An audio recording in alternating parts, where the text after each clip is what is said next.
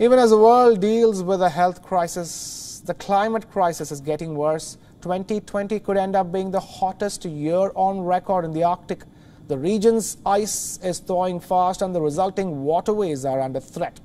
And in the midst of it all, Russia is battling the worst fuel spill in the Arctic's history. We're going to leave you with that report as we wrap up this edition of the news on WION World is One. Thank you so much for watching. This is Krishna Kumar signing off.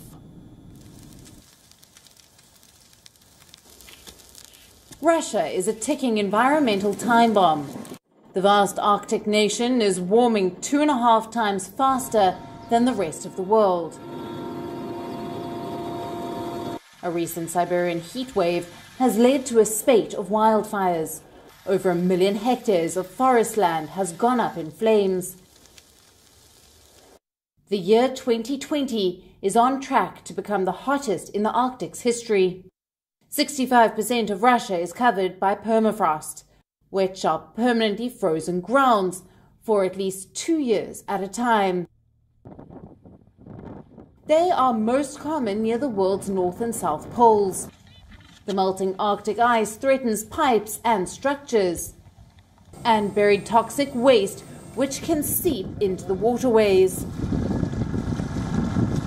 This at a time when Russia is battling a massive oil spill.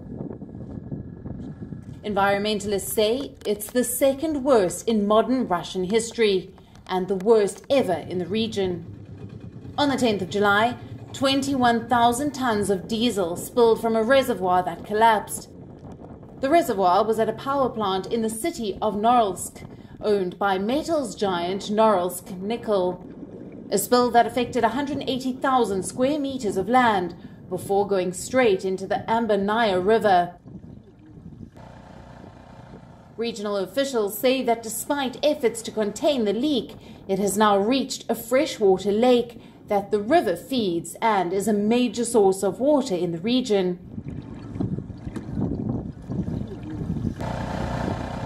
Norilsk Nickel is footing the bill for the cleanup efforts, estimated at $146 million. Transneft Siberia is the country entrusted with the task of cleaning up the spill. Massive cleanup involves nearly 700 people. Despite all the millions and the manpower, it could take at least 5 to 7 years to completely restore the local ecosystem.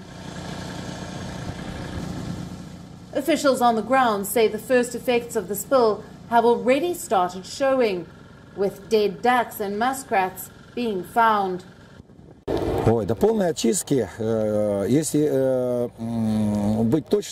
Thorough cleaning will take years. Why? Because we perform mechanical cleaning. And to completely clean the territory, it must be treated with sorbents, organic products and coagulants. They will process, or to put it simply, they will eat these petroleum products which remain in the form of a film somewhere on bushes or branches. Russia's President Putin has announced a national-level state of emergency in Norilsk city. 3 criminal probes have been ordered. The city sits right on top of the Arctic South Pole, and according to Russia's prosecutor general, it was the sagging ground that led to the diesel reservoir's collapse, indicating that it was the melting permafrost soil that causes the oil spill. But experts say the disaster could have still been avoided had rules been followed and barriers were erected around the fuel reservoir. In the meanwhile, orange-colored streams of acid water were seen flowing from an abandoned mine in central Russia. Drone footage uploaded by a travel blogger showed a bright orange landscape near the copper sulfide mine. The facility was supposed to treat the wastewaters, but now the acid is poisoning everything it touches. The Russian prosecutor general has ordered a probe into this incident as well. But questions remain as to why Russia is repeatedly investigating one environmental disaster after another.